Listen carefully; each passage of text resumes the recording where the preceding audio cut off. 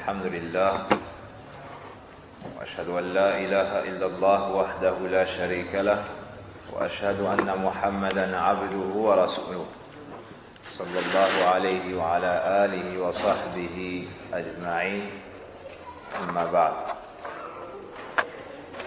ما زلنا في قراءة أسباب انشراح الصدر للعلامة محمد بن أبي بكر المعروف بابن قيم الجوزية رحمه الله تعالى.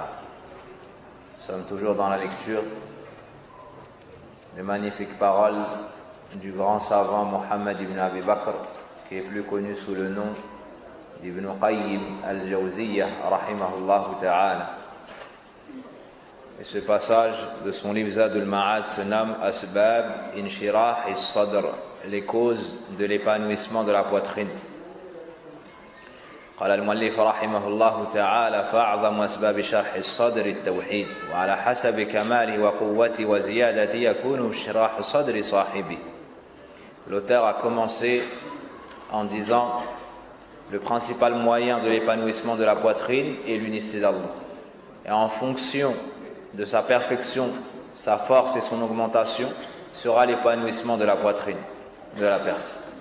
Donc la première chose, la base de tout le bien, c'est Tawhidullah subhanahu wa ta'ala, c'est l'unicité d'Allah tabaraka wa ta'ala. Le fait de lui reconnaître ce qui lui est propre, le fait de l'unifier d'un culte sincère, de n'adorer que lui, de reconnaître qu'il est le seul dans ses actions envers ses créatures comme étant le seul créateur, le seul propriétaire, le seul gérant, et de lui reconnaître également la perfection absolue dans l'ensemble de ses noms et dans l'ensemble de ses attributs et de ses actions. Allah appartient les plus beaux noms. Il nous dit également à lui appartiennent les plus belles descriptions. L'auteur nous cite également An-Nur, parmi les causes de l'épanouissement de la poitrine. L'auteur nous cite An-Nur, Nurullah, la lumière venant d'Allah, ya Nurul Iman, la lumière de la foi.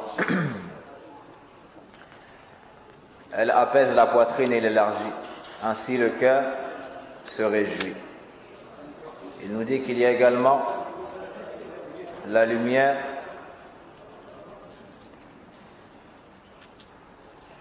Mada, substantielle.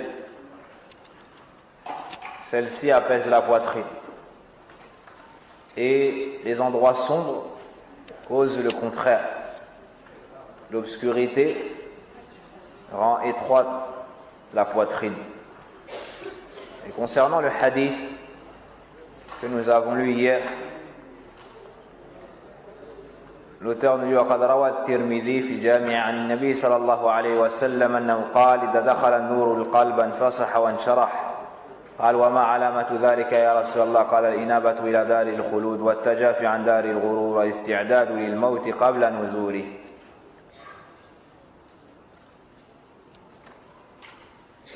Et suite à quelques recherches, j'ai trouvé que l'imam al-muhaddith al-Albani rahimahullah ta'ala l'a jugé comme étant faible. L'imam al-Albani rahimahullah ta'ala l'a jugé comme étant faible. Hadith rapporté par Abdullah ibn Saoud radiyallahu anhu. On le trouve dans plusieurs recueils de hadith. Par moment il a été cité mursal, par moment il y a une faiblesse dans la chaîne de transmission. Et l'auteur nous dit rahimahullah ta'ala wa minha al-ilm fa innahu yashrahu as-sadra wa yuwassi'uhu حتى يكون أوسع من الدنيا والجهل يورثه الضيق والحصر والحبس وكلما اتسع علم العبد انشرح صدره واتسع وليس هذا لكل علم بل للعلم الموروث عن الرسول صلى الله عليه وسلم وهو العلم النافع فأهله أشرف الناس صدرا وأوسعهم قلوبا وأحسنهم أخلاقا وأطيبهم عيشا. سبحان الله. Ibn Qayyim rahimahullah ta'ala nous dit la science. Donc, parmi les moyens et les causes de l'épanouissement de la poitrine, il y a la science, la connaissance, l'apprentissage. Il nous dit, elle apaise le cœur. La science apaise le cœur et l'élargit à un tel point qu'il serait plus large que ce bas monde. Ni la personne qui apprend l'ilm, sa religion, la science, et il va nous dire que ça n'est pas n'importe quelle science. La science du Coran, la science de la Sunna, l'héritage du prophète sallallahu alayhi wa sallam. Il nous dit que cette personne qui rentre dans ce domaine, l'ilm, son cœur s'apaise et s'élargit à un point tel que sa poitrine peut devenir plus large que ce bas monde. Sa poitrine peut s'élargir encore plus que ce bas monde. Et à l'inverse, il nous dit de même que l'ignorant, l'ignorance lui cause l'étroitesse, le blocage et l'enchaînement. Celui qui a de la science, sa poitrine s'élargit, son cœur s'apaise et se tranquillise. À l'inverse, celui qui est ignorant et qui ne veut pas sortir de son ignorance, celui-ci, sa poitrine se resserre. Il se sent mal, il n'est pas apaisé, il se sent plutôt enchaîné dans les chaînes de l'ignorance. Il nous dit également, au fur et à mesure que la science d'un homme s'élargit, son cœur s'apaise et s'élargit également. C'est-à-dire que proportionnellement à tes connaissances, tu obtiendras l'épanouissement de la poitrine. Puis il attire notre attention sur une chose très importante. Il ne s'agit pas de toute science. L'effet que tu recherches ici ne sera pas donné par n'importe quelle science. Il s'agit d'une science bien précise. Donc il nous dit, il ne s'agit pas de toute science, mais uniquement de celle laissée par le messager d'Allah sallallahu alayhi wa sallam, laquelle est la science utile. Donc de quelle science il s'agit ici? Mirathun Nabi sallallahu alayhi wa sallam. Le prophète sallallahu alayhi wa sallam nous dit, Inna al-anbiya'a lam yuwarrithu dinaran wala dirhama wa innama warrathu al-ilm faman akhadhahu akhadha bihadhin wafir. Le prophète sallallahu alayhi wa sallam nous dit dans un hadith, certes, les prophètes ne lèguent ni pièce d'or ni pièce d'argent, mais ils ont légué la science. Celui qui l'apprend aura certes eu une énorme part. Celui qui l'apprend aura certes eu une énorme part. La grande part, c'est l'ilm, c'est l'héritage du prophète sallallahu alayhi wa sallam. L'ilm, rahmukallah, ma'rifatul huda bidalili, comme a dit l'allama ibn al-Qayyim. La science, c'est la connaissance de la voie droite avec ses preuves. Donc le suivi aveugle n'est pas de la science. La science, c'est l'ilm. L'ilm, c'est qala Allah, qala Rasulullah, qala Sahaba. Là, c'est la science. Amma le suivi aveugle, ceci n'est pas de la science. Ceci n'est pas de la science. Ces gens ont les cœurs, donc plus il nous parle de ces gens qui ont pu avoir cette science, qui ont étudié, les savants, les talabatul ilm, ceux et celles qui apprennent leur religion, les paroles d'Allah, qui tentent de les comprendre, les méditent, les paroles du prophète sallallahu alayhi wa sallam, les mémorisent, les appliquent. Il nous dit, ces gens ont les cœurs les plus apaisés et élargis parmi les hommes. Donc ce sont ceux qui ont eu la plus grande part dans l'apaisement de la poitrine. Les poitrines les plus élargies, les comportements les plus nobles et les vies les plus pures. Donc la personne à qui Allah Azza wa Jalla a facilité la science, c'est la personne qui pourra s'épanouir de la meilleure façon. Ils ont les poitrines les plus larges, la vie la plus noble, la plus complète, le meilleur des comportements. Pourquoi cela? لأن الذي تعلم يعرف كيف يتصرف مع اختلاف الناس. يعرف حق الله فيؤديه فيعبد الله ولا يشرك بالعبادة لغيره. يعرف حق الرسول صلى الله عليه وسلم فيتبع ويصدقه فيما أخبر ويطيعه فيما أمر ويجتنب عصيانه ويسلك سبيله وطريقه ولا يبتدع في دين الله عز وجل. أيضا يعرف حقوق الناس، كيف يتعامل مع والديه في حياته وبعد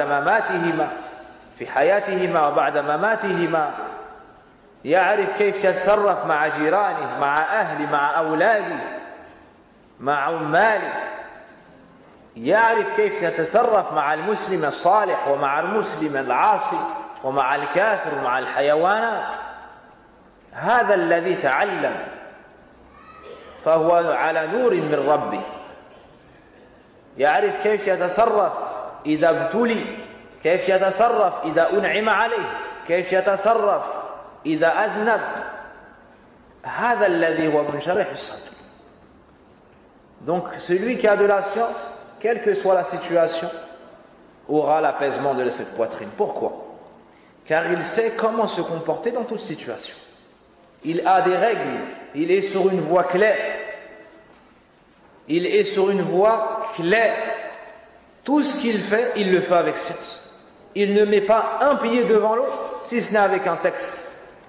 Il sait comment se comporter avec Allah, Rabb al-Alamin. Il sait le droit d'Allah. An ya'budu wa la yushriku bihi. Le droit d'Allah sur nous, qu'on l'adore sans rien lui associer. Il sait qu'Allah est parfait, que c'est le seul à mériter l'adoration, car c'est son créateur, son pourvoyeur. Il connaît le droit du messager d'Allah sallallahu alayhi wa sallam. Il croit en lui. Il reconnaît tous ses dires et les certifie. Il met en pratique ses ordres, s'éloigne de sa désobéissance. Il suit son chemin et il n'innove rien dans la religion d'Allah tabaraka wa ta'ala. Il fait tout pour lui ressembler, il mémorise ses paroles, il les étudie dans les assises de science. Cette personne de science sait comment se comporter avec ses parents, s'ils sont musulmans. Il sait également comment se comporter avec eux s'ils sont mécréants. Il sait comment se comporter avec eux s'ils ont atteint un âge avancé. Il sait comment être avec eux de leur vivant, mais aussi après leur mort. Il sait comment se comporter avec ses voisins. Il sait comment se comporter avec son épouse et ses enfants. Il sait comment se comporter avec le musulman, avec le non-musulman, avec les animaux. Dans chaque situation, il revient à Qala Allah, Qala Rasulullah. Alors il voit à travers cette lumière qu'Allah Azza wa Jal lui a accordée. Alors que l'ignorant, lui, se sent mal, car il ne sait pas comment se comporter. Il ne sait pas qui est Allah, le Seigneur des mondes. Il ne sait pas comment l'adorer. Il ne sait pas comment prier. Il ne sait pas comment jeûner. Dans chaque situation, il se retrouve perdu. Pourquoi? Car il n'a pas de règles de vie. Il n'a pas un livre qu'il a étudié auquel il peut revenir. Il ne s'est pas assis dans les assises de science, il ne sait donc pas comment se comporter dans la religion d'Allah subhanahu wa ta'ala de jour comme de nuit.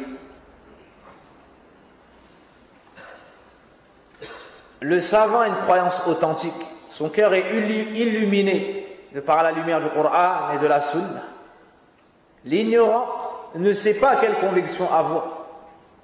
Si tu lui demandes où est Allah, il ne saurait même pas te répondre. Si quelqu'un vient et lui dit que tu dois adorer les saints car tu as trop de péchés et tu ne peux pas demander directement à Allah, peut-être qu'il va les suivre. Lorsqu'il a un enfant malade et qu'on lui dit va te rendre à telle tombe, il y a tel wali dans tel pays et tel autre, peut-être qu'il irait pour égorger pour autre qu'Allah Azza wa Jal. Pourquoi? Car il est ignorant. Alors que la personne qui connaît Allah, qui sait que c'est le seul qui donne le bien et qui retire le mal, qui sait donc que c'est le seul qui mérite l'adoration, celui-ci, lorsqu'il a un problème, il sait vers qui se diriger. Lorsqu'il est dans le malheur, il sait vers qui rechercher la tranquillité. Lorsque ses enfants sont malades, il sait vers qui lever ses mains. Il sait que tout revient à Allah subhanahu wa ta'ala. Dans l'aisance, il remercie Allah. Dans la difficulté, il se montre endurant. Et lorsqu'il tombe dans le péché, il se repent. Dans chaque situation, il sait comment se comporter. Quelle est la cause de cet épanouissement? C'est l'ilm. C'est la science du Coran, la science de la Sunna. Et on ne parle pas ici des sciences mondaines. On ne parle pas ici des sciences mondaines comme la médecine et autres, qui peuvent contenir un grand bien. Mais c'est la science du Coran et la Sunna qui apaisent les poitrines. Et tu peux trouver des gens qui ont fait de longues études, mais ont la poitrine la plus resserrée. Pourquoi? Car ils n'ont pas étudié ce qui leur était profitable dans leur religion. Et celui qui peut unir entre la science religieuse et ajouter d'autres sciences, falhamdulillah, ceci est un grand bien. Particulièrement s'il amène ce bien au service des musulmans. Le prophète sallallahu alayhi wa sallam nous dit: Man yuridillahu bi khayran yufaqihu fid-din. Celui à qui Allah veut du bien, il l'instruit dans sa religion, il lui fait comprendre la religion. Il nous dit également: Man salaka tariqan yaltamisu fihi ilman sahhala Allahu lahu bihi tariqan ila al-jannah. Celui qui emprunte un chemin à la recherche d'une science, par ce chemin-là, Allah lui facilitera un chemin vers le paradis. Et c'est ce chemin qui vaut aux gens l'épanouissement de la personne. L'épanouissement du cœur, pardon. Celui qui connaît Allah aimera Allah, espérera qu'en lui, ne craindra que lui. Celui qui connaît le prophète sallallahu alayhi wa sallam ne suivra que lui. Et lors de troubles, il ne sera pas perturbé. Il restera sur le bon chemin. Il n'ira pas à droite parce que son cher est allé à droite. Il n'ira pas à gauche car son ami est allé à gauche. Il ne secourra pas les gens en fonction de leur nom. Non. ولكن يحب في الله ويبغض في الله ويعطي لله ويمنع لله عز وجل. هذا الذي استكمل الإيمان كما قال النبي صلى الله عليه وسلم: من أحب لله وأبغض لله وأعطى لله ومنع لله فقد استكمل الإيمان. Le prophète sallallahu alayhi wa sallam nous dit: celui qui a aimé pour Allah, détesté pour lui, qui a donné pour Allah et retenu pour lui, voici celui qui aura complété sa foi. Voici celui qui a complété ça. Et lors des fitan, lors des troubles, tu vois que les gens de science prennent du recul. Et que les ignorants tombent dans les fitan comme les mouches au-dessus du feu. Comme les moucherons au-dessus du feu. Et ils tombent dans les fitan un par un. Pourquoi? Car il ne connaît pas la gravité des mots. Car il ne connaît pas la gravité de manquer de respect aux gens de science. Alors il se presse, lui dans le meilleur des cas, il s'excuse. Alors que la personne de science fait le contraire. Elle prend du recul et regarde la situation. Invoque Allah afin qu'il la préserve. Invoque Allah afin qu'il le maintienne sur le bon chemin. L'ignorant, son cœur est divisé. Il ne sait pas où est la vérité ni avec qui aller. Alors que la personne de science est resté sur le chemin des anciens, sur le chemin des pieux prédécesseurs, sur le chemin des meilleurs d'entre eux, notre prophète et messager bien-aimé Muhammad sallallahu alayhi wa sallam. Et celui qui ignore le prophète sallallahu alayhi wa sallam, celui qui ignore le chemin sur lequel était le prophète sallallahu alayhi wa sallam, comment est-ce qu'il pourrait le suivre? Comment est-ce qu'il pourrait le suivre pour avoir l'apaisement de la poitrine, l'apaisement du cœur? Celui qui ignore ad-din, dans lequel il y a l'apaisement du cœur, comment est-ce qu'il pourrait le suivre et le mettre en pratique? Donc, on a ici une grande base et une grande cause, l'apprentissage de la science utile et sa mise en pratique. Et il te faut commencer par la science obligatoire. La science qui commence par la connaissance d'Allah Azza wa Jal, la connaissance de sa religion, l'islam, et la connaissance de son messager Muhammad sallallahu alayhi wa sallam. هذه الوصول الثلاثة. Voici les trois bases dont la connaissance est obligatoire à chaque musulman et chaque musulmane. Et le grand savant de l'islam, Mohammed ibn Abdul Wahhab, rahimahullah ta'ala, At-Tamimi, a écrit un épître à ce sujet qu'il nous faut lire et étudier. Puis, celui qui veut poursuivre ses études et ajouter de la connaissance à ses connaissances, alhamdulillah, ceci est meilleur et plus parfait et plus aimant près d'Allah tabaraka wa ta'ala. Et au jour d'aujourd'hui, personne n'a d'excuse en disant nous sommes loin des savants, je suis étranger, je suis né en France, et ce genre de paroles. Avant, pour prendre un hadith ou étudier un livre, tu devais voyager à pied, sur le dos d'une monture, et tu voyageais des mois pour rencontrer les savants. Au jour d'aujourd'hui, en 2 clics, tu peux écouter les grands savants de l'islam assis confortablement chez toi. Aujourd'hui, la science vient à tes oreilles. Mais où sont ceux qui veulent apprendre? Aujourd'hui, la science frappe à nos portes et vient chez nous. Mais où sont ceux qui ont considéré cette science pour prendre ce qu'ils peuvent prendre et pour finir aux pieds et aux genoux des savants? Le manquement, il est chez nous. Les manquements sont dans notre motivation et dans les priorités qu'on a établies dans ce bas monde. Aujourd'hui, la science est facilitée. Celui qui veut apprendre l'arabe peut l'apprendre. Celui qui va apprendre à lire le Coran peut apprendre. Celui qui va apprendre à être juif peut l'apprendre. Celui qui veut mémoriser le Coran peut trouver des gens, et ainsi de suite. Donc, qui a une excuse? L'homme a des cours, la femme a des cours, les enfants même ont des cours au jour d'aujourd'hui. Mais le naqs, mais le manquement, il est dû aux hommes, aux femmes. Et le rempart qu'il y a entre nous et cette science, c'est les péchés. C'est les péchés et la noirceur qui s'est installée dans nos poitrines et dans nos cœurs. Wa inna lillahi wa inna ilayhi raji'un. Plus la science de la personne augmente, plus l'épanouissement de son cœur sera important. Et la science qui cause le plus cet effet, c'est la connaissance d'Allah tabaraka wa ta'ala à travers ses noms et à travers ses attributs. Plus tu connais ce domaine, et plus ta poitrine s'élargira. Il se peut que tu étudies les noms et les attributs d'Allah Azza wa Jal au point de t'oublier toi-même et d'oublier tout ce qu'il y a dans ce bas. Subhanallah. Cette science pénètre tellement ton cœur et t'affecte tellement dans le bien, te cause un délice tel que tu en arrives à t'oublier toi-même, comme nous l'explique Ibn al-Qayyim rahimahullah ta'ala.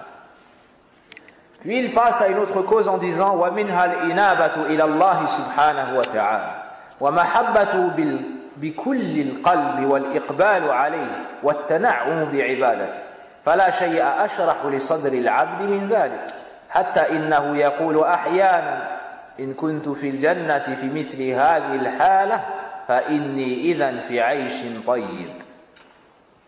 Subhanallah. Kalam Ibn al-Qayyim rahimahullah ta'ala كلام عالم رباني يدرك ما يقول وعاش ما يذكر. Lorsque nous lisons les paroles d'Ibn al-Qayyim rahimahullah ta'ala, on voit combien ça nous a fait et combien ça a affecté autrui.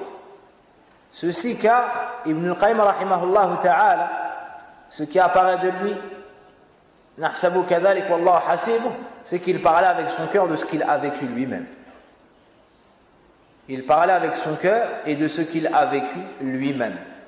Il nous dit, rahimahullah ta'ala, donc parmi celles-ci, c'est-à-dire les causes de l'épanouissement de la poitrine, le retour vers Allah. Vous avez, vous, le repentir. Le repentir, on traduira plus at-tawbah par le mot repentir. Et al-inaba par le mot le retour vers Allah. Wallahu a'lam. Donc vous corrigez même si ce n'est pas en réalité une faute. Mais Allahu a'lam, je pense que c'est plus précis.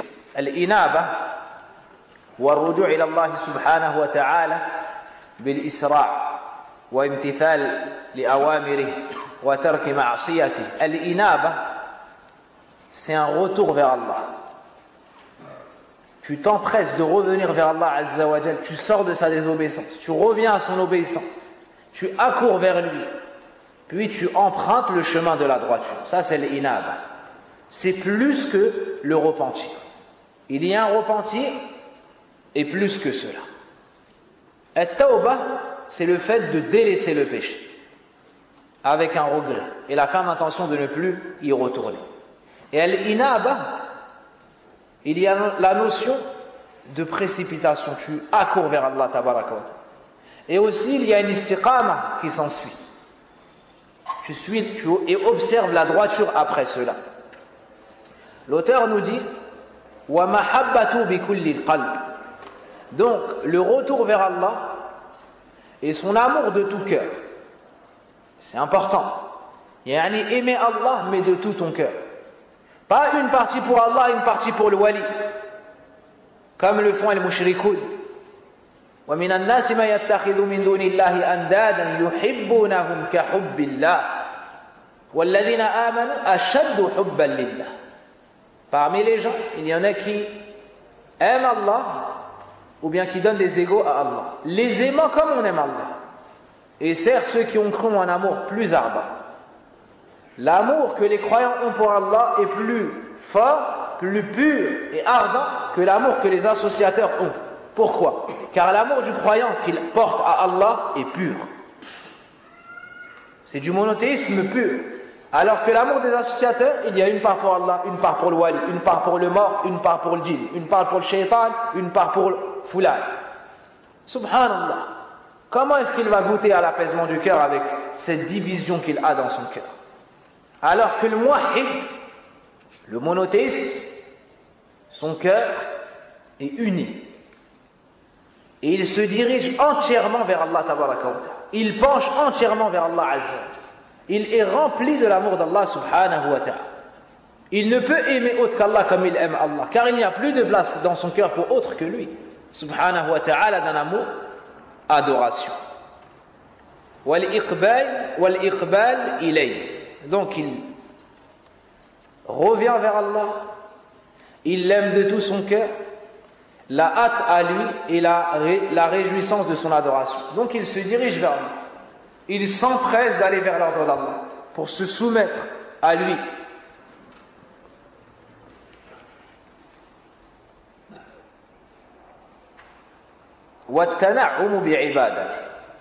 La réjouissance dans son adoration. Il ne voit pas l'adoration comme un châtiment. Il ne voit pas l'adoration comme une simple charge qui repose sur son dos, de laquelle il doit s'acquitter. Non. Mais il trouve son plaisir le plus intense, le plus pur dans cette adoration.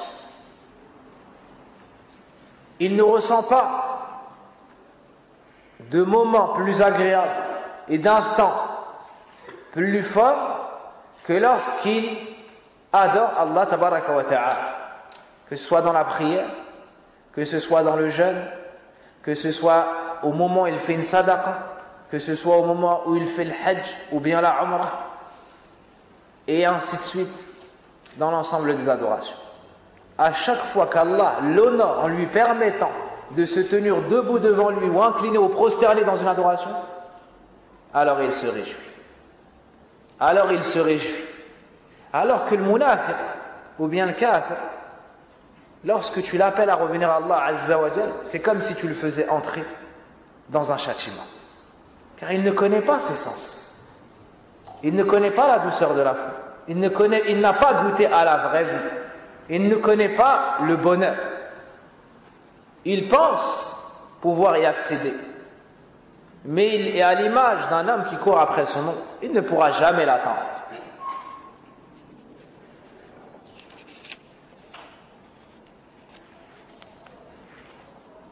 Rien d'autre que cela n'est plus apaisant pour le cœur de l'homme.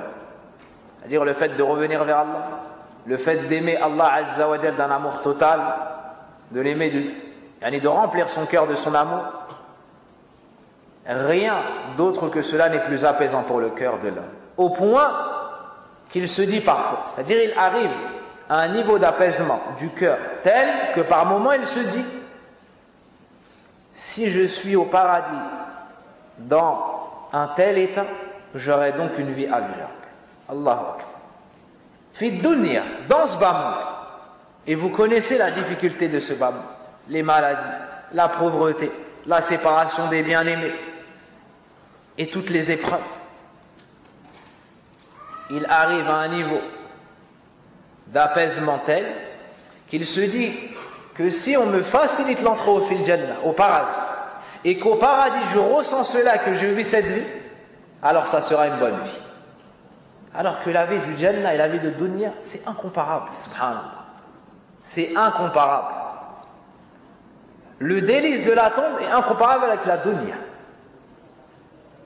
Le délice de la tombe est incomparable avec la Dunya. Le délice et la jouissance que va ressentir l'homme si on lui rend lorsqu'on lui rendra son livre dans la main droite est incomparable avec ce bas monde. Que dire alors de celui qui va réussir à traverser Sirat? Si tu traverses Sirat, tu es min ahli Jannah qat'an. Celui qui réussit la traversée du Sirat, du pont, alors il sera qu'il va finir fil Jannah. Le prophète sallallahu alayhi wa sallam viendra pour frapper à la porte du Jannah. On va lui ouvrir à lui. Et ensuite tu rentreras derrière lui. Qui peut imaginer la joie de cette personne? Ensuite, tu vas connaître ta place fil Jannah. Encore mieux que ta maison fil dunya. Lorsque l'un d'entre vous sort de la mosquée, est-ce qu'il a un doute sur l'endroit où se trouve sa maison? Il sait comment rentrer chez lui. Le prophète sallallahu alayhi wa sallam nous dit, fil Jannah, tu connaîtras encore mieux ta demeure que dans ce pas.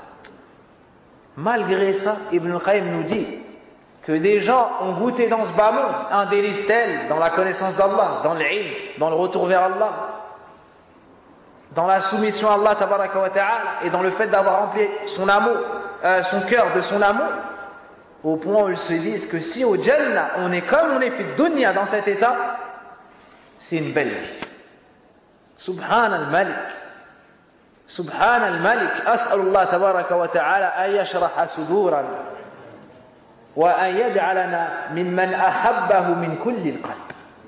كما أسأل تبارك وتعالى أن يجعلنا من أهل الجنة أجمعين مع آبائنا وأمهاتنا وأزواجنا وذرياتنا. Donc c'est une parole touchante que nous a relatée ici Al-Allamat ibn al-Qayyim rahimahullahu ta'ala. Puis il nous dit, avant cela,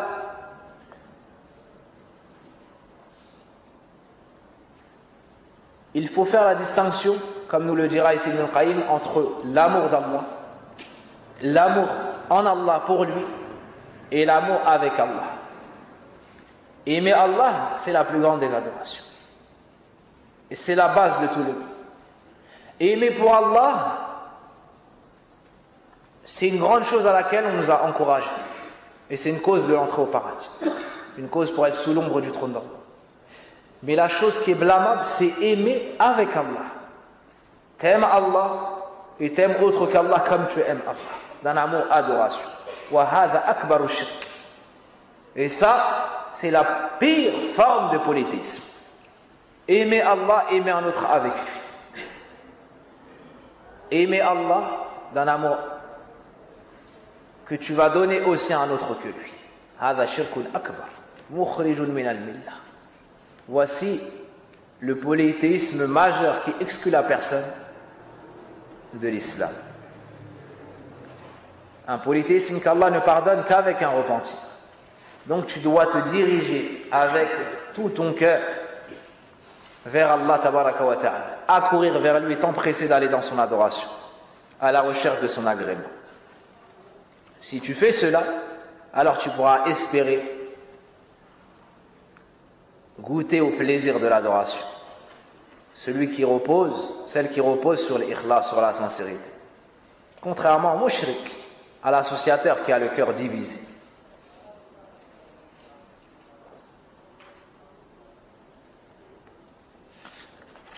Puis l'auteur rahimahullah ta'ala nous dit وللمحبة تأثير عجيب في انشراح الصدر وطيب النفس ونعيم القلب لا يعرف إلا من له حس به وكلما كانت المحبة أقوى وأشد كان الصدر أفصح وأشرح ولا يضيق إلا عند رؤية البطالين الفارغين من هذا الشأن فرؤيتهم قضى عينه ومخالطتهم حمى روحه. L'auteur rahimahullah ta'ala poursuit en nous disant l'amour a un effet très surprenant sur l'épanouissement de la poitrine. Le fait d'être en bonne humeur, ça se dit en français ainsi? On ne dit pas de bonne humeur seulement? Je suppose donc qu'il faut corriger. Et la tranquillité de l'esprit, mais seul le connaît celui qui l'a déjà ressenti. Donc Ibn al-Qayyim rahimahullah ta'ala nous dit et l'amour, donc ce dont il vient de nous parler, a un effet très surprenant quant à l'épanouissement de la poitrine et du cœur de la personne. Quant au fait de vivre une bonne vie et quant aux délices qu'on ressent dans notre cœur. Donc l'amour d'Allah tabaraka wa ta'ala a comme effet ce que vient de nous citer Ibn al-Qayyim rahimahullah ta'ala, et comme il le dit lui-même, ta'thirun ajib. Ça a un effet très surprenant. Puis il nous dit وَلَا يَعْرِفُ إِلَّا مَنْ لَهُ حِسٌّ بِذَلِكَ. Ne connaît cela, ces sens remarquables que nous a cités Ibn Qayyim rahimahullah ta'ala, ne connaît cela que celui qui a déjà ressenti ça. Par exemple, lorsqu'on entend que le prophète sallallahu alayhi wa sallam nous dit ذَاقَ طَعْمَ الْإِيمَانِ, aura goûté au délice de la foi, halawatul iman, le goût de la foi, ne peut parler de cela véritablement et avoir pleinement conscience de cela que celui qui l'a déjà goûté. Et sans aucun doute, Ibn al-Qayyim rahimahullah ta'ala sait de quoi il parle. Nahsabu kadhalik wallahu hasibuh. Plus l'amour est fort et intense, et plus le cœur est large et apaisé. Et celui-ci ne s'oppresse qu'à la vue des oisifs désœuvrés, car leur vue est un fétu dans son œil et leur fréquentation est une fièvre pour son âme. Ibn Qayyim rahimahullah ta'ala dit lorsque tu arrives à cet état du cœur, plus rien ne peut te troubler. Plus rien ne peut te troubler. Ton cœur est occupé par Allah Azza wa Jal, khalas. Même l'épreuve, tu la vois comme un bien. Ton cœur est tellement rempli par l'amour d'Allah Azza wa Jal qu'il n'y a plus de place pour les plaintes, pour les soucis. La personne va augmenter son amour d'Allah tabaraka wa ta'ala et son apaisement va augmenter proportionnellement à cela. Ibn Qayyim rahimahullah ta'ala nous dit ensuite وَلَا يَضِيقُ إِلَّا عِنْدَ رُؤْيَةِ الْبَطَّالِينَ الْفَارِغِينَ مِنْ هَذَا الشَّأْنِ. Et il ne trouvera un resserrement dans sa poitrine que lorsqu'il s'éloignera des gens qui ont ces qualités et se retrouvera auprès de personnes qui sont distraites d'Allah, de l'amour d'Allah, du repentir, du retour vers Allah Azza wa Jalla. Donc les mauvaises fréquentations ou le mauvais entourage lui causera le resserrement de la poitrine. Donc le fait de voir les mauvaises personnes, ceux qui n'ont pas goûté au plaisir, au vrai bonheur, ceux qui n'ont pas considéré l'amour d'Allah Azza wa Jalla à sa juste valeur, ceux qui ne reviennent pas vers Allah tabaraka wa ta'ala, voici ceux qui resserrent la poitrine. Les mauvaises fréquentations et la vision des mauvaises personnes. Les gens qui perdent leur temps. Il nous dit carrément que c'est la fièvre de l'âme. Ça rend la personne qui a le cœur vivant malade. Mais celle dont le cœur est déjà malade, celle qui n'a pas conscience de ces sens que nous décrit ici Ibn al-Qayyim rahimahullah ta'ala, peut-être qu'il ne réagira pas aux mauvaises fréquentations ni aux mauvaises visions.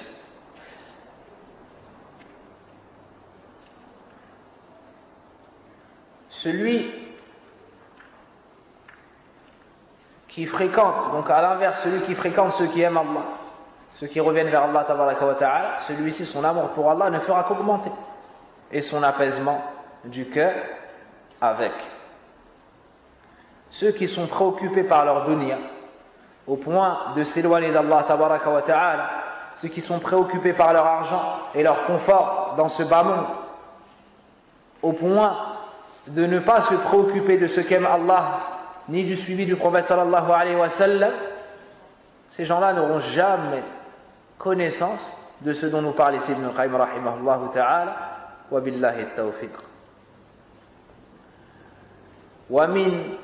L'auteur nous dit ensuite, ومن أعظم أسباب ضيق الصدر الإعراض عن الله تعالى وتعلق القلب بغيره والغفلة عن ذكره ومحبة سواه فإن من أحب شيئا غير الله عذب به سبحانه وسجن قلبه في محبة ذلك الغير فما في الأرض أشقى منه ولا أكسف بالا ولا أنكد عيشا ولا أتعب قلبا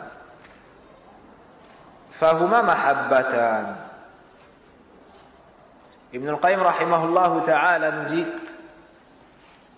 et parmi les principales causes de l'oppression de la poitrine, le fait de se détourner d'Allah, l'attachement du cœur à autre que lui, l'oubli de son rappel et l'amour d'autre que lui. Car quiconque, écoutez bien, car quiconque aime autre chose qu'Allah est puni avec cette même chose, châtié avec cette même chose. Et son cœur est emprisonné de l'amour de cet autrui. Subhanallah. Surlignez cette parole et mémorisez-la.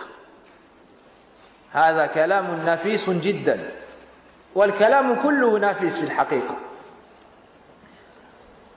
Le fait de se détourner d'Allah, celui qui se détourne d'Allah, de sa connaissance, de son adoration, et qui attache son cœur à autre qu'Allah, qui se détourne de dhikrullah, du rappel d'Allah tabaraka wa ta'ala, et qui remplit son cœur de l'amour d'autre qu'Allah, celui-ci aura la poitrine resserrée et il va souffrir. Il va courir après le bonheur et ne l'atteindra jamais.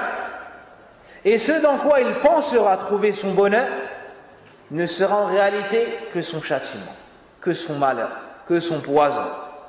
Il ira ailleurs pour chercher un autre remède, et ce remède sera pour lui qu'un autre châtiment, qu'un autre poison. Et c'est ainsi qu'il courra après le bonheur, et il ne le trouvera jamais. Et le pire est à venir, dans sa tombe. Et ensuite, yawm al-qiyamah, et ensuite, finnar wal-'iyadu billah. Pourquoi? Car il aura choisi autre qu'Allah. Car il aura choisi autre que dinullah, car il aura choisi autre que l'agrément d'Allah, car il aura choisi autre que le suivi de Rasulullah sallallahu alayhi wa sallam. Il aura choisi un autre chemin que le chemin des pieux prédécesseurs.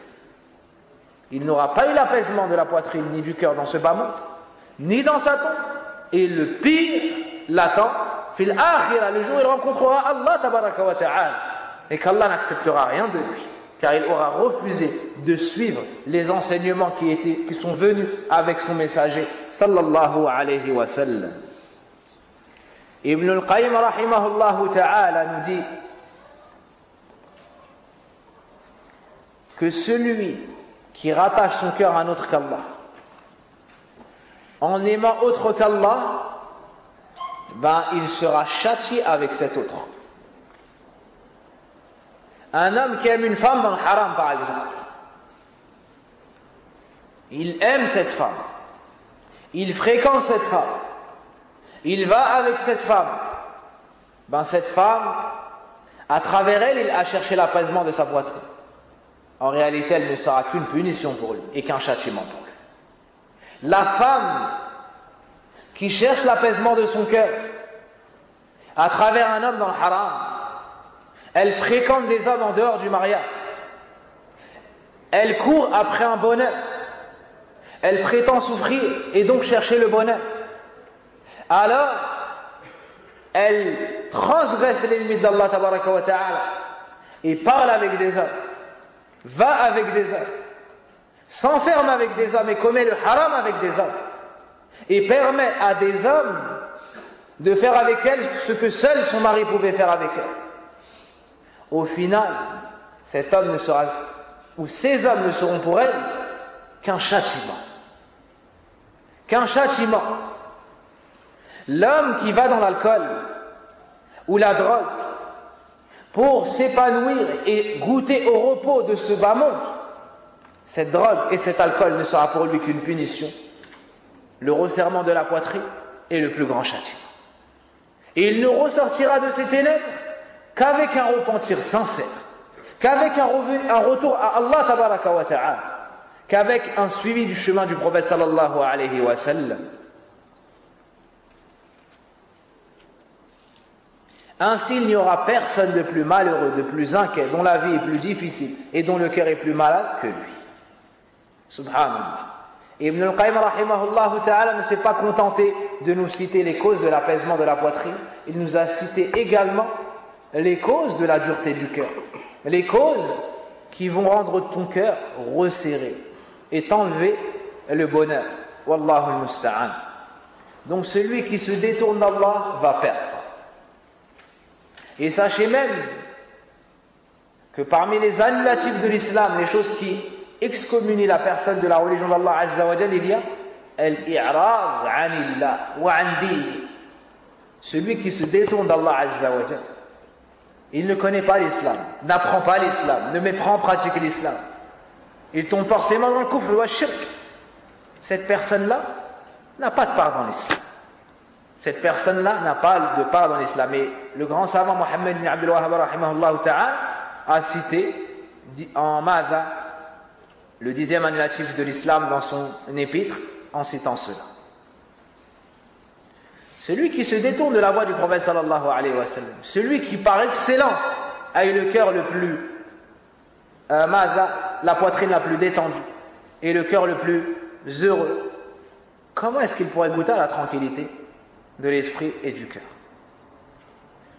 Ces gens-là ont la poitrine la plus resserrée.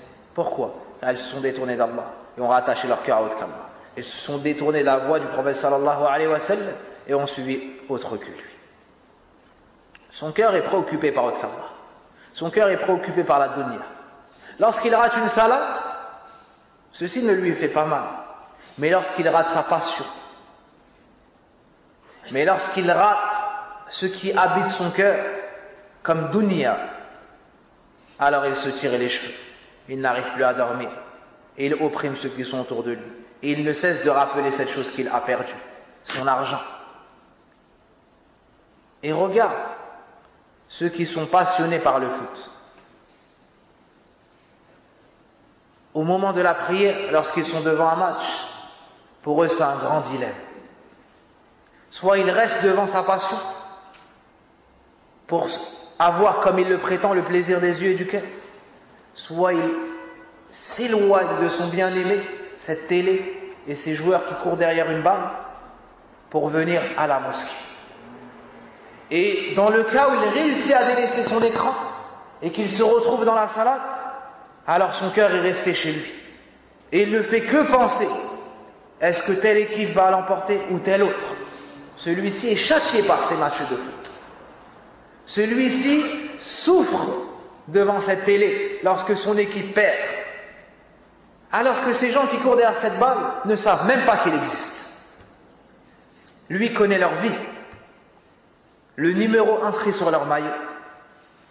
Lui sait dans quel club telle personne joue, quel est le nom de ses enfants, et le nombre de ses enfants. Et peut-être qu'il ignore des gens avec qui il doit maintenir les liens de parenté. Ces gens-là ont rattaché leur cœur à un ballon, ils ont été châtiés par cette balle. Il y a même des gens qui pleurent lorsque leur équipe perd. Et ils ne pleurent pas en salade devant Allah subhanahu wa ta'ala. Hada adhabun alim wallah. Ça c'est un châtiment que ces gens vivent dans leur passion qui est le foot. Wallah, il prend cette télé, casse-la et jette-la.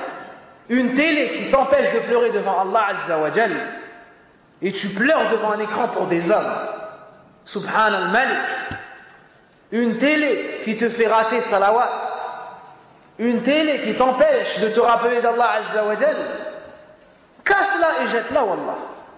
Taqarrab ila Allah Azza wa Jal bi kasriha. Rapproche-toi d'Allah Azza wa Jal en cassant cette télé et en la jetant. Wallah, honte à celui qui doit faire un choix et qui a du mal à le faire entre la salat au masjid et la télé. Subhanallah, subhanallah. Tu n'arrives pas à délaisser un match de foot pour Allah tabaraka wa ta'ala. Certains, il m'est parvenu que certains mettent leur réveil pour regarder des matchs ou bien une rediffusion. C'est comme ça qu'on dit. A'udhu billahi minash shaytanir rajim. Ash-shaytan se moque de ces gens-là. Ash-shaytan joue avec ces gens-là et il les a rendus esclaves de leur passion. Ces gens-là n'ont pas voulu s'anoblir en s'humiliant devant Allah. Ben ils se sont humiliés dans leur passion et sont devenus les esclaves de leur passion. Et Shaytan joue et se rit de ces gens-là. وأسأل الله تبارك وتعالى أن يشرح صدورنا للإسلام والإيمان والعمل الصالح. Ceux qui courent après l'argent au point de délaisser les salawats à l'heure, au point d'être prêts à vendre de la drogue, à voler, à prendre le bien d'autrui, alors qu'Allah les voit, alors que les anges notent, ces gens-là sont châtiés avec leur passion. Ces gens-là ne goûtent pas au repos. Avant d'avoir de l'argent, ils ne pensent qu'à ça. Lorsqu'ils ont l'argent, ils ne pensent qu'à ça. Et comment ne pas le perdre et le faire fructifier. Et lorsqu'ils partent, ils souffrent parce que leur argent est parti. Donc avant, ils souffrent. Pendant, ils souffrent. Après, ils souffrent. Comment ces gens-là vont avoir l'apaisement de la poitrine? Et comme on le lira par la suite, alors que celui qui est courageux et généreux, sa poitrine est tranquillisée. Il dépense, il est murtah. Il dépense, il est murtah. Il dépense pour Allah, sa poitrine s'élargit, son cœur s'apaise. Parce qu'il fait ce qui plaît à Allah. Il pense à la récompense. Il sait que cet argent ne sert qu'à lui construire sa place auprès d'Allah. Subhanahu wa ta'ala. Celui qui rattache son cœur à autre qu'Allah va compter sur lui. Et celui qui compte sur autre qu'Allah aura compté sur un faible. Donc à plus forte raison, toi tu seras faible. Tu vas souffrir. Si cette personne est satisfaite de toi, tu seras bien. Et lorsqu'il il sera en colère contre toi, tu seras mal. Si cette personne-là déménage, tu vas souffrir. Lorsqu'il se rapproche de toi, tu seras bien. Si cette personne se sépare de toi, tu n'auras plus goût à la vie. Et si tu arrives à être proche de cette personne, tu auras goût à la vie. A'udhu billahi minash shaytanir rajim. Voici véritablement l'esclave de ses passions. Alors que le croyant, al-muwahhid, le monothéiste, ne ressent ça que pour Allah. Si il va vers Allah, alors il est satisfait. S'il arrive à adorer Allah, alors il est content. Si Allah est satisfait de lui, alors il est satisfait. Et lorsqu'Allah est en colère contre lui, alors il se sent mal. Il ne dort pas, il revient vers Allah tabaraka wa ta'ala. Tu rattaches pas ton cœur à autre qu'Allah. Tu veux ne pas être déçu des gens, ne compte pas sur eux. Par contre, si tu comptes sur les créatures d'Allah Azza wa Jal, tu vas souffrir. Tu vas souffrir. Tu comptes sur la main d'un tel, tu comptes sur l'argent d'un tel, tu comptes sur l'amour d'un tel, tu comptes sur ça, tu comptes sur un tel, tu comptes sur un tel. Là, i'tamid ala Allah Rabbil Alamin al-Qawi, al-Aziz, al-Rahim, al-Shakur, al-Karim, al-Jawad, al-Hayy alladhi la yamut. لا تعتمد على مخلوق ضعيف سيموت غدا تفارقه إما بموت أو بانتقال. Subhanallah. Ne compte pas sur les créatures faibles. Tu vas te séparer d'eux, soit par la mort, soit parce qu'ils vont déménager, soit parce que toi tu vas mourir avant eux. Compte sur Allah, le vivant qui meurt jamais. Compte sur Allah, le généreux. Jamais tu ne seras déçu. Demande à Allah et en Allah. Crains Allah. Et ne demande pas aux gens. N'abandonne pas ton affaire entre les mains des gens. Les gens ne possèdent pas. Les gens ne peuvent pas te donner. Les gens ne peuvent pas te soigner. Les gens vont mourir. Ils sont nés hier, ils vont mourir demain. Compte que sur Allah. Tu veux être heureux dans ta vie? N'attends rien des gens. N'attends rien des gens. Certaines personnes souffrent dans leur couple lorsqu'ils se marient de jour comme de nuit. Ils dorment avec des soucis. Ils se réveillent avec des soucis. Pourquoi? Car ils ont cru que cette personne, c'était leur bonheur en tant que tel. Là, as-sa'ada biyadillah. As-sa'ada laysat bayna yaday an-nisa wala ar-rijal wala al-awlad wala al-mal wala al-aba wala al-ummahat wala shay illa Allah subhanahu wa ta'ala. Le bonheur, il est chez Allah. Le bonheur, il n'est pas entre les mains de ton époux. Le bonheur n'est pas entre les mains de ton époux. Le bonheur n'est pas entre les mains de tes enfants. Le bonheur n'est pas entre les mains de tes parents. Le bonheur n'est pas dans l'argent. Le bonheur n'est pas dans la dunya. Le bonheur, il est chez Allah. Tu veux le bonheur? Man amila salihan min dhakarin aw untha wa huwa mu'min falanuhyiyannahu hayatan tayyibah. Celui qui fait des actions pieuses tout en étant croyant, avec cette condition, al-iman wal-amal salih, alors on le fera vivre une bonne vie. Tu veux une bonne vie? Tu veux être heureux? Tu veux goûter à l'apaisement du cœur? Hada al-amal salih ma'al iman. Et tout ce qu'il y a autour doit suivre cela. Tout ce qu'il y a autour doit suivre cela. Ceux qui ont compté sur autre qu'Allah pour avoir le bonheur, tu entends que des problèmes chez eux. Au travail, que des problèmes. Dans leur couple, que des problèmes. Avec leurs enfants, que des problèmes. Avec leurs parents, que des problèmes. Pourquoi? Car ils n'ont pas emprunté le chemin du prophète sallallahu alayhi wa sallam pour avoir l'apaisement du cœur. Ils se sont éloignés d'Allah. Ensuite, ils se plaignent de jour comme de nuit. Le bonheur est entre les mains d'Allah. Si tu t'éloignes de lui, tu vas souffrir. Si tu t'éloignes de lui, tu ne goûteras jamais à l'apaisement du cœur. Ihfadh hada. Retiens cela. Tu veux le bonheur? Fafirru ila Allah. Sauvez-vous vers Allah. Vous voulez le bonheur? Vous voulez la tranquillité du cœur? Sauvez-vous vers Allah. Les riches n'ont pas goûté au bonheur. Les mariés n'ont pas goûté au bonheur. Ceux qui ont des enfants n'ont pas goûté au bonheur. Sauf ceux qui ont rattaché leur cœur à Allah tabaraka wa ta'ala et qui ont vécu comme Allah l'a voulu d'eux. Ibn al-Qayyim rahimahullah ta'ala nous a donc parlé de ces deux amours. L'amour d'Allah azza wa jalla d'un culte sincère et l'amour de la dunya et des passions. Il nous dit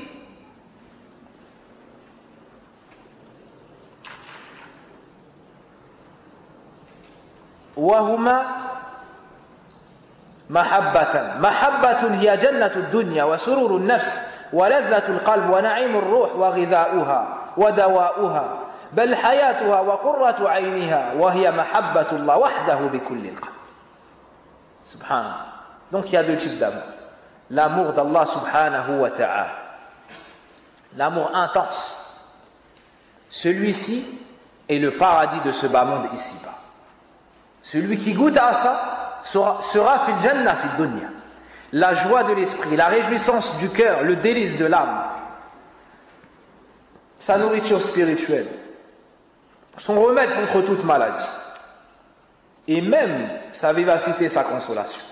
Donc celui qui remplit son amour d'Allah, qui rattache son cœur à Allah tabaraka wa ta'ala uniquement, voici l'état dans lequel il sera. Il sera fil dunya comme s'il était comme s'il était dans un paradis. Comme s'il était dans un paradis. Celui-ci est l'amour d'Allah seul de tout cœur, avec une attirance de toutes les forces, des élans du cœur, de la volonté et de l'attachement à lui. Puis il nous cite le deuxième type d'amour, celui dans lequel il y a le châtiment. Il nous dit, rahimahullahu ta'ala,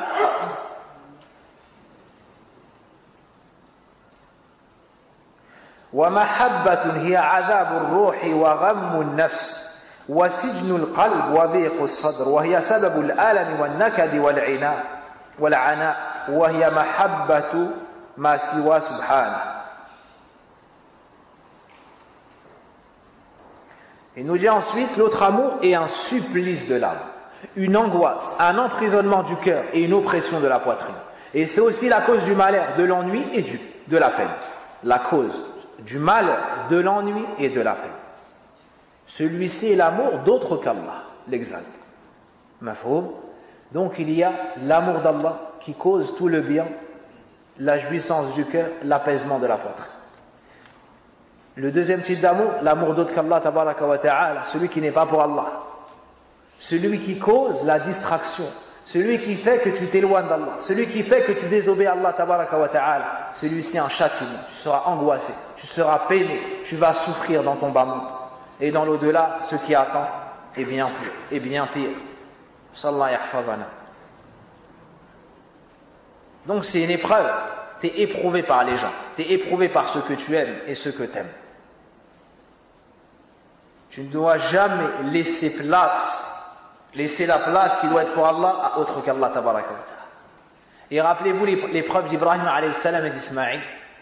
Ibrahim alayhi salam a été éprouvé avec Sarah du fait qu'ils n'ont pas eu d'enfant. Si ce n'est qu'Allah tabaraka wa ta'ala, lorsqu'ils ont réussi cette épreuve, il leur a fait don d'un enfant. Et quel enfant, subhanallah, Ismaïl alayhi salam. Lorsque Ismaïl alayhi salam a grandi, a été utile à Ibrahim alayhi salam et a atteint l'âge auquel il pouvait sortir avec lui, Allah azza wa jal a ordonné à Ibrahim alayhi salam de l'égorger. Ibrahim alayhi salam, sans aucun doute, aimait son fils. Et sans aucun doute, Ismaïl aimait son père. Mais Ibrahim alayhi salam, lam yataraddad. Il n'a pas hésité. Pourquoi? Ma sirrul mas'ala.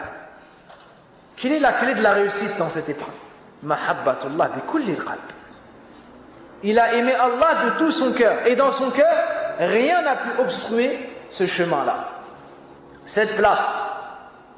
Même, ni même un fils qu'il a tant attendu, ni même un fils qui a la piété d'Ismaïl alayhi salam et la bienfaisance envers ses parents comme Ismaïl. Puis Allah azza wa jal lui a accordé la délivrance en lui remplaçant l'émolation de son fils par une bête. Donc avec cet amour, tu vivras heureux. Avec cet amour, tu vivras heureux. À l'inverse, regardez Pharaon et regardez Qarun. Ils ont été éprouvés par leur richesse, par le pouvoir. Lorsqu'on leur a dit de revenir vers Allah, vers l'amour d'Allah, vers la soumission, vers la science utile, qu'est-ce qu'ils ont dit? Pharaon a dit, je ne connais aucun seigneur en dehors de moi pour vous. Qarun a dit, toutes ces richesses, je les ai eues grâce à moi. Mon intelligence, ça me revient de droit. Que s'est-il passé pour Pharaon? Il a été noyé, humilié, châtié, par quoi? Par ce qu'il y avait dans son cœur comme amour d'autre qu'Allah azza wa jal. Ce par quoi il s'est vanté, ce de quoi il se vantait, est devenu le toit au-dessus de sa tête. N'a-t-il pas dit, comment est-ce que vous pouvez vous diriger vers autre que moi alors que les ruisseaux coulent sous mes pieds? Ils ont coulé au-dessus de sa tête par la suite. Qarun, n'a-t-il pas dit, toutes ces richesses, je les ai eues grâce à moi? Il s'est retrouvé enseveli dans cette terre, avalé par la terre. Subhanallah. Alors que les gens de science, les gens de science qui mettent en garde les gens contre le suivi de Qarun, ces gens-là, subhanallah, ils ont une shrah al-sadr avant l'épreuve et après l'épreuve. Avant l'épreuve et après l'épreuve. Donc l'auteur, Jazahullahu khayran, nous a cité la maladie, nous a cité son remède, nous a cité les gens du bien et nous a cité les gens du mal. Le remède à toute chose, c'est tawhidullah, ma'rifatu wa ta'atu. Le remède de tout problème, toute maladie, c'est la connaissance d'Allah, c'est tawhid. C'est la soumission et l'obéissance d'Allah tabaraka. Puis l'auteur, rahimahullahu ta'ala, nous dit wa min asbab sharh as-sadr دوام ذكره على كل حال وفي كل موطن فللذكر تأثير عجيب في انشراح الصدر ونعيم القلب وللغفلة تأثير عجيب في ضيقه وحبسه وعذابه L'auteur, rahimahullah ta'ala, nous dit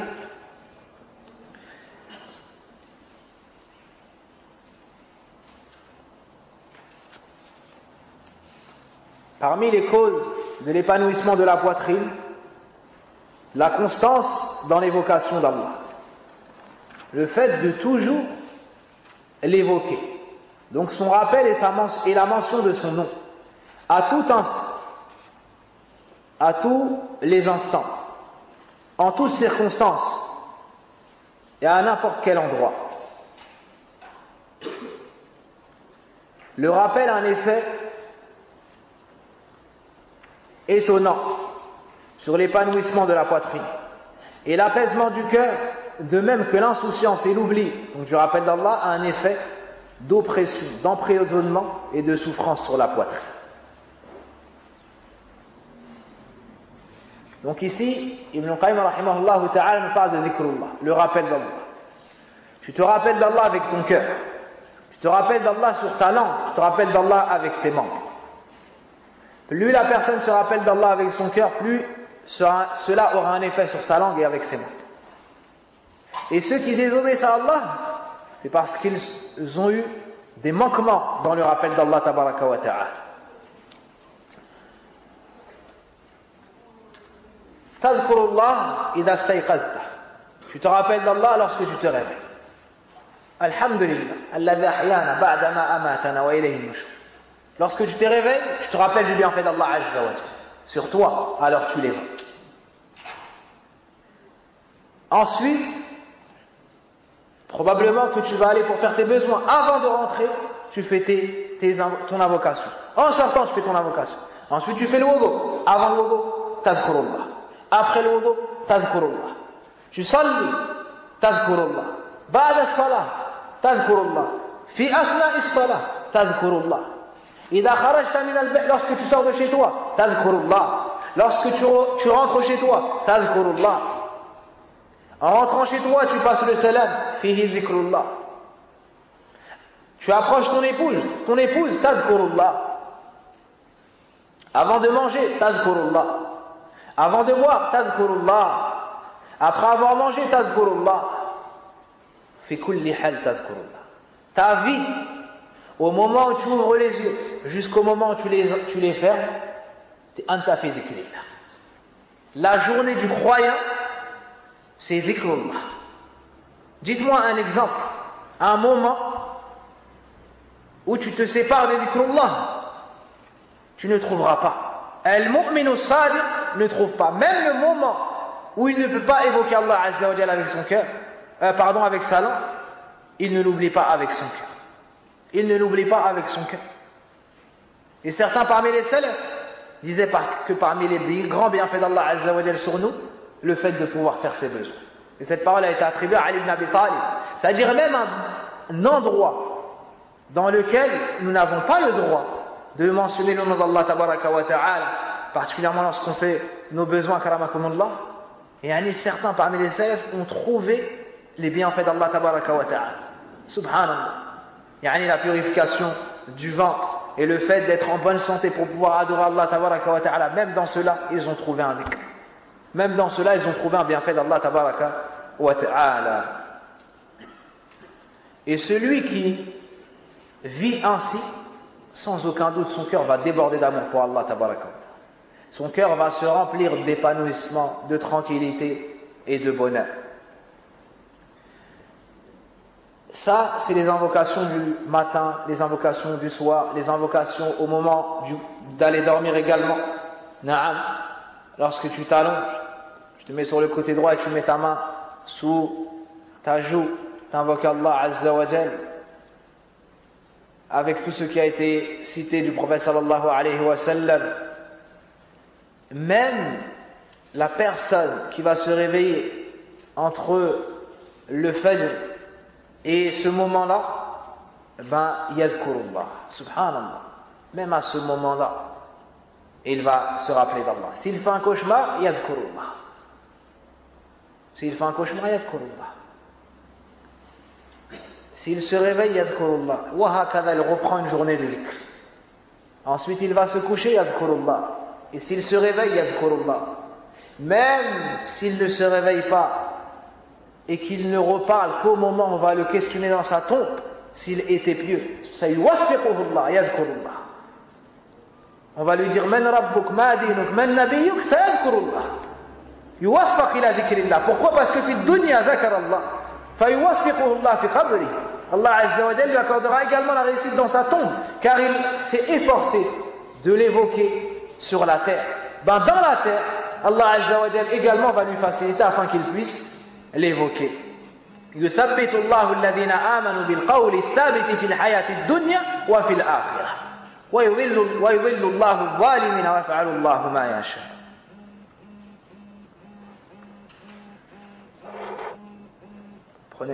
Enlevez ce téléphone et ne le remettez pas.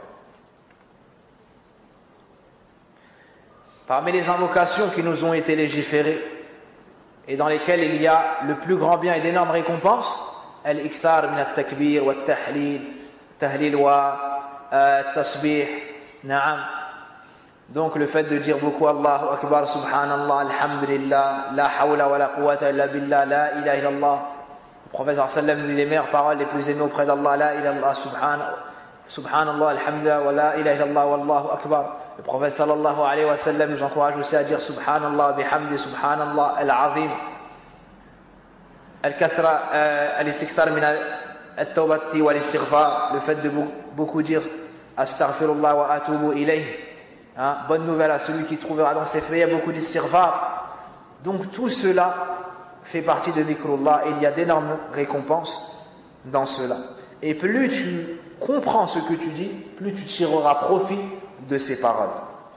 Et il ne convient pas aux croyants de rester par exemple al-Fatiha et de ne pas comprendre, de dire Subhanallah de ne pas comprendre, de dire Alhamdulillah de ne pas comprendre, pire encore de dire La ilaha illallah et de ne pas comprendre. Wa afdalu dhikr ala al-itlaq al-Qur'an al-Karim, tilawat al-Qur'an al-Karim. Et le meilleur dhikr de manière absolue c'est le Qur'an. D'accord? C'est le Qur'an. Mais dans les moments où le prophète sallallahu alayhi wa sallam a fait autre chose et qu'Allah nous a légiféré autre chose, à ce moment-là seulement, le mieux sera de faire ce qu'a fait le prophète sallallahu alayhi wa sallam. Par exemple, entre l'adhan et l'iqama du Dhahr. Toi tu as lu le Coran avant le Dhahr. Ensuite tu es venu au masjid et entre l'adhan et l'iqama, tu veux encore lire le Coran. La meilleure chose pour toi, c'est de faire 2 rak'ah ou 4 rak'at et ensuite de reprendre le Coran ou de faire des du'a. C'est meilleur que de continuer à lire le Coran jusqu'à l'iqam. Pourquoi? Car le prophète sallam à ce moment-là précisément a fait autre chose. Wadah hakada. Tu pars pour faire l'umrah ou bien le hajj. Tu te mets en état d'ihram. Tu es dans le Kaaba et tu veux lire le Coran. Tout le chemin jusqu'à voir le Kaaba. Le mieux c'est quoi? At-talbiyah. Pourquoi? Car le prophète sallam à ce moment-là a fait at-talbiyah. Wa hakada dans l'ensemble des situations.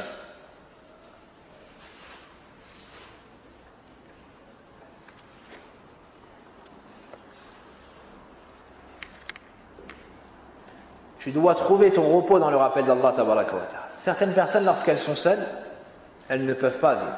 Et d'autres lorsqu'elles sont seules, elles savent que c'est une occasion pour évoquer Allah, pour adorer Allah, pour étudier la religion d'Allah Azza wa Jal, alors elles se sentent bien. Quand elles sont entourées, elles sont bien. Quand elles sont seules, elles sont aussi. Yani dans le bien.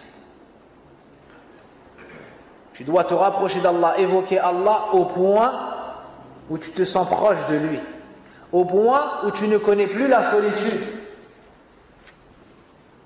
Au point où tu peux te passer de tout le monde. Pourquoi? Car désormais tu es proche d'Allah tabaraka wa ta'ala. Mais on ne fait pas à la tariqat soufiyya ad-dullal wa at-tijani.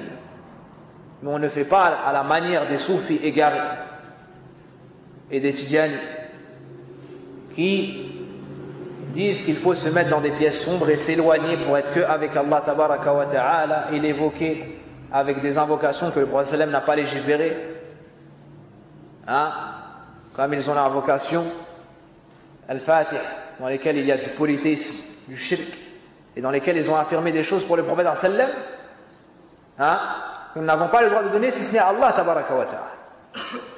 Inna lillahi wa inna raji'un. Donc tu invoques Allah comme nous l'a enseigné Allah, comme nous l'a enseigné le prophète sallallahu alayhi wa sallam. Est-ce que le prophète sallallahu alayhi wa sallam nous a appris à nous mettre en rond, nous réunir, bouger nos têtes en faisant du dhikr? Non. Est-ce qu'il nous a enseigné à nous mettre en rond, à lire le Coran en groupe d'une seule et même voix? Non. Alors pourquoi est-ce qu'on ferait cela? Est-ce que nous on est mieux que le prophète sallam? Là. Est-ce que le prophète sallam nous a enseigné à mettre un drap devant nous et à faire du dhikr et à dire que quand on fait ça, le prophète sallam va venir ici? A'udhu billah. Même les enfants rigolent de ça. Le prophète sallam il a le Medina. Hein? Il a le Medina. On sait tous cela. Il est enterré dans la chambre de Aïcha radiallahu anha. Et eux disent que le prophète sallam va venir et assister à cette fête innovatrice polythéiste. A'udhu billahi minash shaytanir rajim. Comment est-ce que quelqu'un qui a un aql, qui a une raison saine, peut rester dans ce chemin égaré et laisser le chemin du prophète sallallahu alayhi wa sallam? Même si tu as grandi dans cela depuis tout petit et que tu as vu tes parents dans cela depuis tout petit, maintenant tu as connu le Coran, tu as connu la Sunna, tu sais que c'est un égarement, tu dois délaisser cette voie et revenir à la voie du prophète sallallahu alayhi wa sallam. Même si tout le monde se détourne de toi, même si les gens t'insultent, même s'ils essayent de t'agresser, anta ma'allah. Wa hasbunallah wa ni'mal wakil. Toi tu es avec Allah tabaraka wa ta'ala. Et quel bon soutien. Et on espère, Inch'Allah, que dans l'au-delà, tu seras dans le paradis d'Allah, tabaraka wa ta'ala.